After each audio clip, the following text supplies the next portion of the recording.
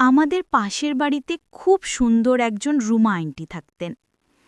তিনি এতই ফর্সা ও হাসিখুশি ছিলেন যে যখনই তাকে দেখতাম আমার মনটা কেমন জানি করত। একদিন আমি রাস্তা দিয়ে যাচ্ছিলাম, হঠাৎ আন্টি আমাকে ডেকে তার বাড়িতে নিয়ে গেলেন। আমি ঘরে ঢুকে চুপচাপ বসে রইলাম।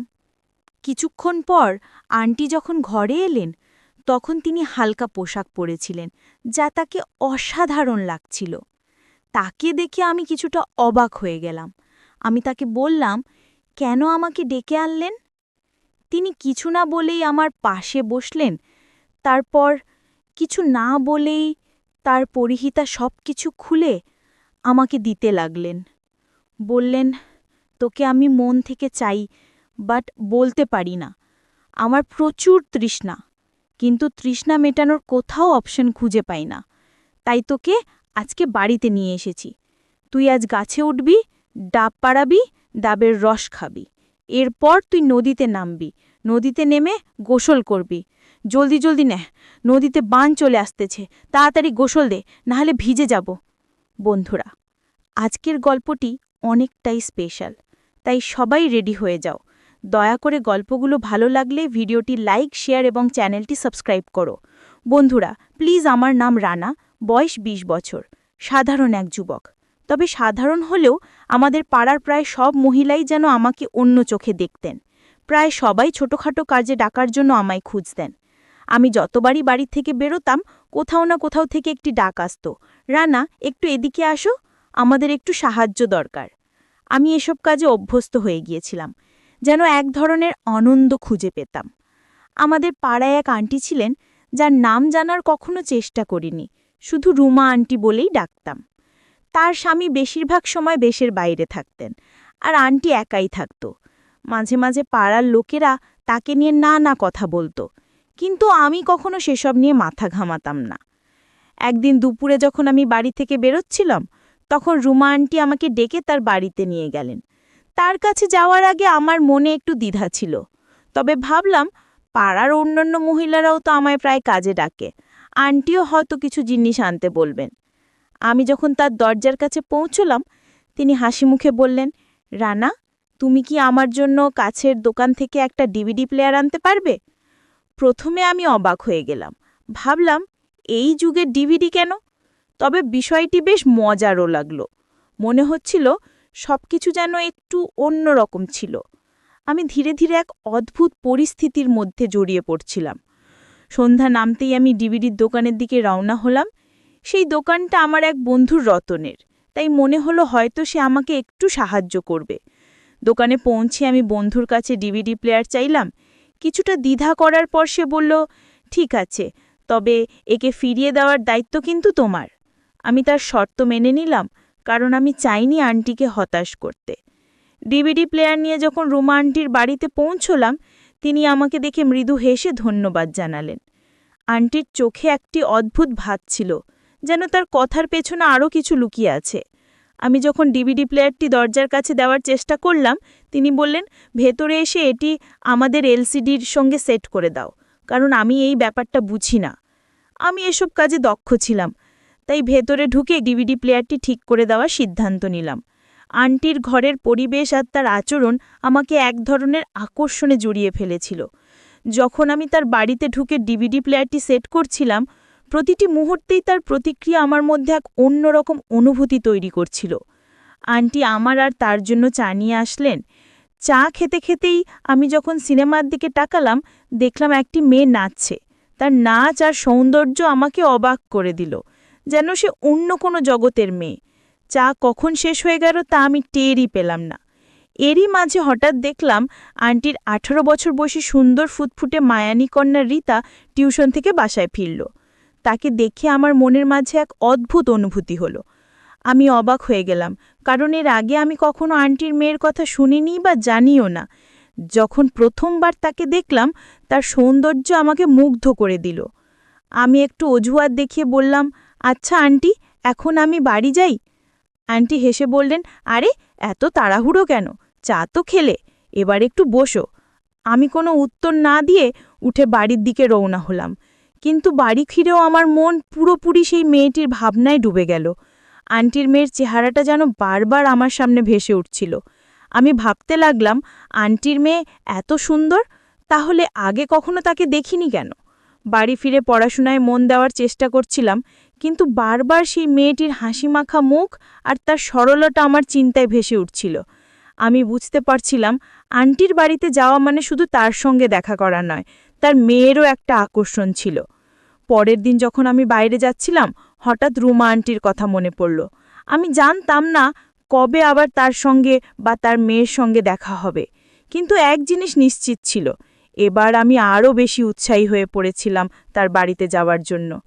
এটা শুধু তার কাজ করার কথা নয়, বরং একটা অদৃশ্য টান ছিল যা আমাকে তার দিকে নিয়ে যাচ্ছিল।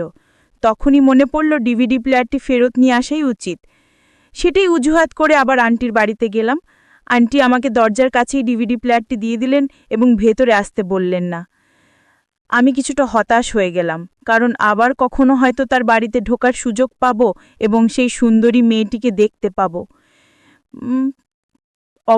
শেষে কয়েকদিন পরে আবার আন্টি আমাকে ডাকলেন, বাবা, আমাদের মেশিনটা ঠিকভাবে কাজ করছে না, একটু দেখে দাও তো। আমি তৎক্ষণাৎ তার বাড়িতে গেলাম। মেশিনটি পরীক্ষা করে দেখলাম ভেতরে একটি কাপড় আটকে আছে। কাপড়টি বের করে মেশিনটি চালু করলাম এবং সেটি আবার কাজ করতে শুরু করল। এটা দেখে আন্টি খুশি হয়ে বললেন, ধন্যবাদ, তুমি ঠিক করে দিলে, ঠিক হয়েছে, এবার কাপড় ধোয়ার কাজটা করতে হবে। বলার পর আন্টি বললেন, এখন আমার মেয়ের ওঠার সময় হয়েছে। আমি যখন ইঁটতে যাচ্ছিলাম, আন্টি বললেন, আরে বসো, তোমার জন্য কিছু খাবার নিয়ে আসছি। কিছুক্ষণ পর তিনি চা আর বিস্কুট নিয়ে এলেন। আমি ভাবতে শুরু করলাম, আন্টির মেয়েও তো এই বাড়িতেই থাকে, কিন্তু তাকে এখনও দেখিনি। মনে মনে আগ্রহ বাড়ছিল তাকে একবার দেখার জন্য। আমি তাকে বেশ কয়েকদিন আগে দেখেছিলাম, কিন্তু কখনো সামনাসামনি দেখা হয়নি। ভাবছিলাম, যখন আন্টি এত সুন্দর, তার মেয়ে তো আরও সুন্দর হবে। তখনই আন্টি বলেন, তুমি একটু বসো, আমার মেয়েটা এই আসবে, তোমার সঙ্গে আলাপ করিয়ে দেব। ঠিক সেই সময় তার মেয়ে রীতা ঘর থেকে বেরিয়ে এলো। সম্ভবত সে জানত না যে আমি এখানে আছি, তাই কোনো ওড়না ছাড়াই বেরিয়ে এলো। তাকে দেখে আমার চোখ বড় হয়ে গেল, যেন এক পরী আমার সামনে দাঁড়িয়ে আছে। তার ভেজা চুল দেখে মনে হলো সে এক্ষুনি স্নান করে এসেছে। সে একটি গোলাপি রঙের পোশাক পরেছিল, যা তাকে একেবারে অপ্সরার মতো লাগছিল। আমি তাড়াতাড়ি উঠে দাঁড়ালাম। আন্টি তার মেয়েকে বললেন, এটা আমাদের প্রতিবেশী রানা, খুব ভালো ছেলে, অনেক কাজে সাহায্য করে আমাকে।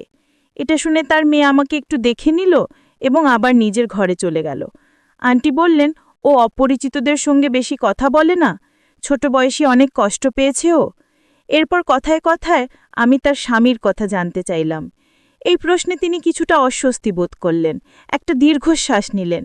তারপর বললেন, উনি গত 10 বছর ধরে বিদেশে আছেন, তবে কখনো আর ফিরে আসেননি।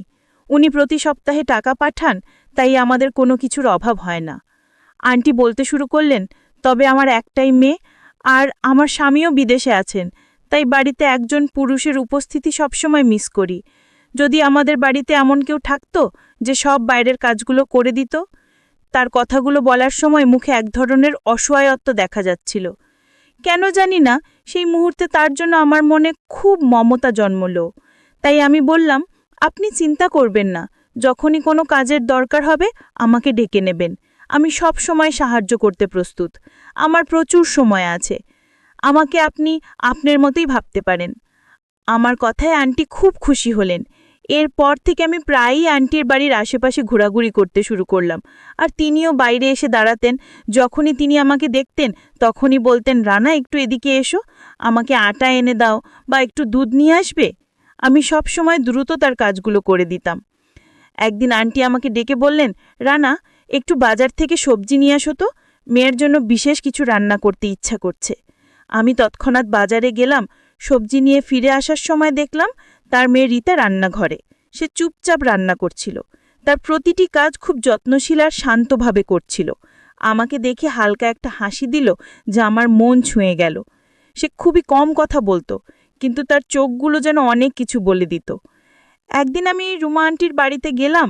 তিনি আমাকে চায়ের জন্য ডেকে নিলেন, বললেন, রানা, আজ তোমার জন্য বিশেষ চা তৈরি করেছি, এসো, বসো। আমি তার সঙ্গে বসলাম এবং আমরা নানা বিষয়ে গল্প করতে থাকলাম। আন্টি এখন তার পরিবার এবং নিজের জীবনের গল্প বলতে শুরু করলেন। যিনি জানালেন তার মেয়ের নাম রীতা, আর সে তার বাবার খুব কাছের ছিল। যখন তার বাবা বিদেশে চলে গেলেন তখন রীতা তাকে অনেক মিস করত এবং ধীরে ধীরে নিজেকে গুটিয়ে নিতে শুরু করল। আন্টির কথা শুনে রীতার প্রতি আমার সহানুভূতি আরও বাড়ল। আমি তার জীবনের কঠিন সময়গুলো বোঝার চেষ্টা করছিলাম। একদিন আমি তাদের বাড়ির সামনে দিয়ে যাচ্ছিলাম, তখন এক মিষ্টি কণ্ঠ আমাকে, রানা কুনাল, একটু এখানে আসবে? আমি তাকিয়ে দেখি সেই ডাক রীতা দিয়েছিল। আমি তার কাছে দৌড়ে গেলাম। রীতা বলল, আজ মা অসুস্থ, তাই দয়া করে একটু দুধ নিয়ে আসতে পারবে? এটা শুনে আমি তৎক্ষণাৎ দোকানে গিয়ে দুধ কিনে আনলাম। বাড়িতে ফিরে দরজায় টোকা দিলাম। রীতা দরজা খুলল। আমি বললাম, দুধ নিয়ে এলাম, এই নাও। তখন সে একটু হেসে বলল, দয়া করে ভেতরে এসে দুধটা হাতে দিয়ে যাও। আমি ভেতরে ঢুকলাম। তারপর সে বলল, মায়ের পাশে একটু বসে থাকো। আমি আন্টির ঘরে গিয়ে দেখি